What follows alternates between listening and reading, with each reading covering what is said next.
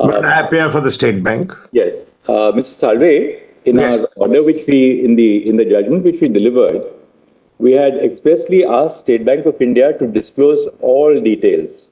The language of the judgment was all details have to be disclosed. Therefore, that includes the bond numbers as well.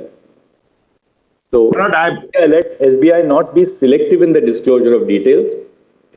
We intend to clarify that it shall disclose all details, including the bond numbers, and every part of the information which is in its possession and custody. Don't wait for an order of the court. We banked on the fact that the State Bank of India would be candid and fair to the court.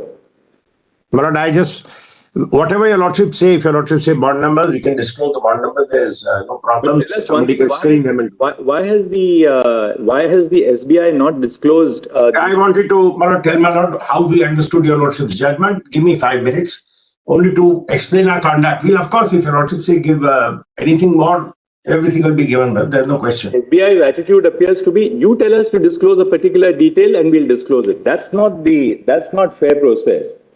How we understood. This is the judgment of the Supreme Court. As chairman of the State Bank of India, I am duty bound to comply with the judgment. I will disclose every part of the information which is in my custody as directed by the Supreme Court.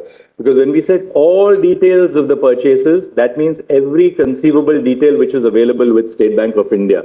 And we clarified by saying including. That should be, State Bank of India has the best legal advice open to it. May I not take your Lordship through the 3 orders to how we understood them? My Lord, your Lordship's first order was 12th April 2019.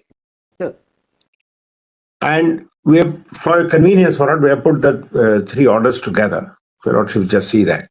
We'll give everything. There's no question. Just to explain that it's not that the impression which is being created, my Lord, is that State Bank of India has been playing ducks and drakes with the court. I just wanted to clear that up. In the above perspective, according to us, the just and proper interim direction would be to require all political parties who have received donation through the electoral bonds to submit to the Election Commission of India and seal cover detailed particulars of the donors against each bond, the amount of each such bond, and the full particulars of the credit received against each such bond, namely the particulars of the bank account to which the amount had been credited and the date of each such credit. So, my Lord, your Lordships felt this would ensure transparency, that you give all this, but you keep it in a sealed cover. So, my Lord, a political party doesn't need bond number. If a political party comes and says, I have received so much from so-and-so, that gives the requisite details. We take it you're not arguing a case for a political party, right? No. On the contrary, I'm saying the reverse. I'm so sorry, I'm saying the reverse. But if a political... Para 16, Mr. Salve, was relating to the political parties who had to submit the data to the Election Commission. Correct, and they have. And this has... No, that's a separate issue. Whatever they have declared or not declared, that's a separate issue. But as far as the judgment of this court is concerned, because you were supposed to... I'm coming in a minute. If your Lordship will just give me 1 minute how we understood it. Para 16, as my Lord has therefore noticed, only required the political parties to give all these details. And these details have been given, my Lord. If they have not been given, that's between the ECI and the political parties. As my Lord the Chief Justice said, I'm not preparing for a political party. Your Lordships dealt with the diverse aspects, including the need to preserve some degree of anonymity, and your Lordships will not mark that in para 125, where your Lordships discuss the electoral trust as a alternative. Now, my Lord, as we therefore understood this, the political parties have come and said, we have received so much from so-and-so. The details which we will give will make the database complete so that we have who purchased, when he purchased, and when they have got. If the numbers are to be given, we'll give them. There's no problem. So, according to us, the data... Mr. Salve, I have a few questions. First, tell us in what format is the data on the purchase and redemption of electoral bonds stored by the SBI? So, as I had explained in the application which we filed, because at that time we were functioning under the edict of anonymity.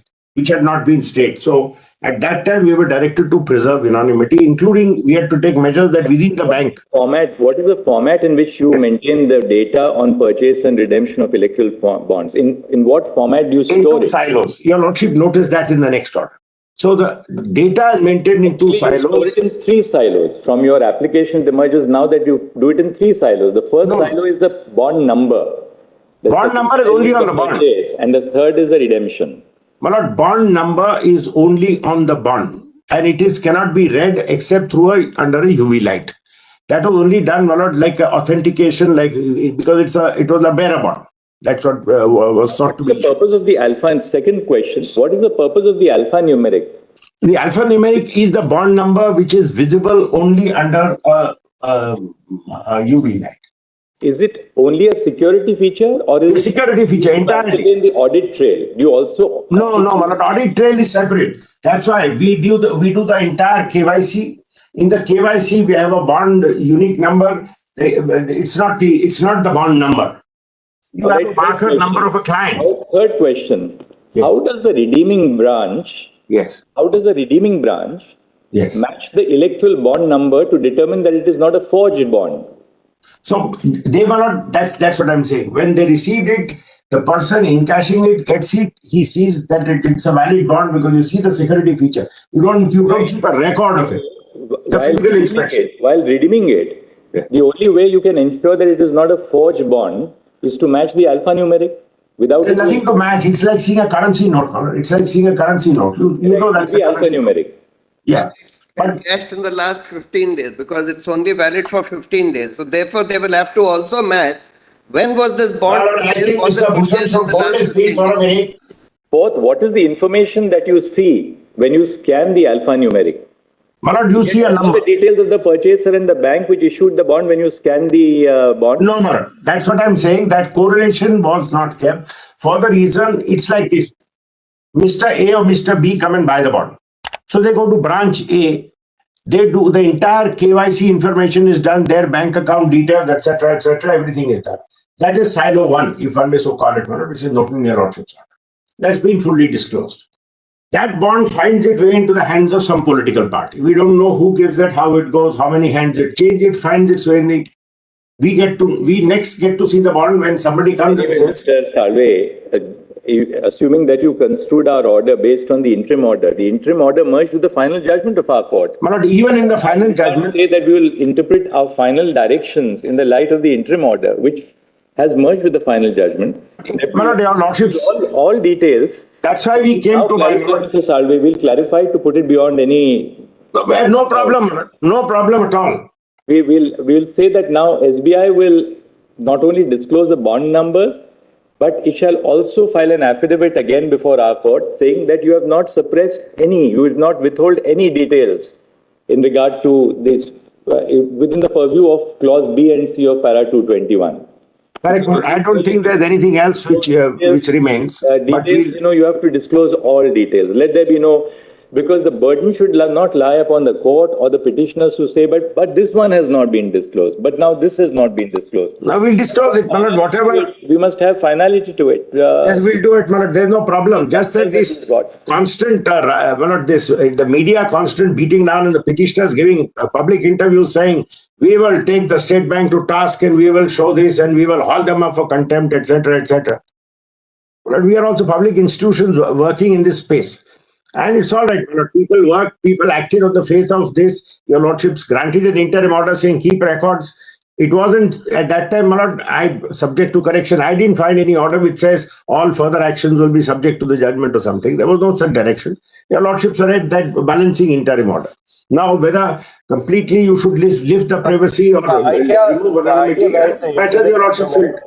Mr. Salve, the idea behind the interim order was in case a writ petition is allowed, then data should come out. And that's what exactly is required. Nothing more. I must say so, my lord, as out of whatever, as my lord, the Chief Justice is saying, your lordship will clarify, we will give every bit of information, relevant, not relevant, we'll give every bit of information which we have. So that, my lord, there should be no feeling that SBI is interested in somehow holding something back. I only want, my lord, to share one thing. My lord, your lordship's judgment is one of the leading judgments on the subject on transparency, voters' rights, and balancing democracy, balancing the competing virtues of and trying to minimize the role of money while recognizing the role of money in elections, etc. It goes over a lot of subjects. The one thing the Lordship's judgment was not meant for, possibly, and not designed for, is to give birth once again to a now dormant PIL industry, which will go after each industrialist and say, investigate this, investigate this, investigate this, investigate that. And the idea is the voter should know, which is absolutely, and may not say, give the bond number, we'll give the bond numbers. The voter knowing is one thing, but this as fodder for the next 10 years to have PILs saying investigate so-and-so, investigate so-and-so. That is, I don't think, the purpose of your Lordship's judgment. That was not what it was meant for. And your Lordship will see whatever safeguards need to be put in place.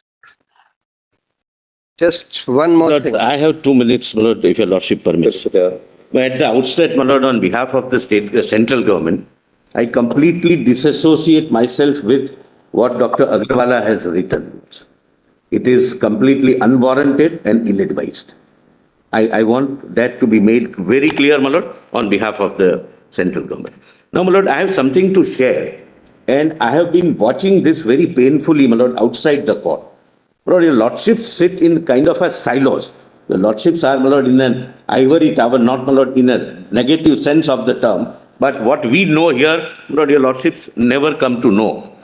The way in which your Lordship's judgment is playing out, my lord, something your Lordships must, my lord, be informed as highest court of the country. But what has happened is, my lord, our case was that we want to curb the black money. A criminal may have paid the donation, but ultimately the donation comes in the white economy, and we could not persuade your Lordships. Lord, your Lordships passed a judgment. Lord, every one of us understood the judgment and the directions in a particular way, that what your Lordship wants is not, my lord, kind of a witch hunting. Earlier, my lord, our case was that witch hunting would be by the political parties. If A party is given, B party in some other state might victimize the donor. Now, my lord, the witch hunting has started, my lord, at some other level, my lord, not at the governmental level. The application comes of the SBI before your Lordships on 11th of this month, my lord, and your Lordships also, my lord, that's how, my lord, we understood, clarified the position. But most serious things, my lord, start happening thereafter. Lord, those before the court started giving press interviews, deliberately embarrassing the courts, my lord, and there is, Lord, a non-level playing field. My lord, on this side, nobody can rebut that. Neither government can do, nor state bank can do, nobody else can do.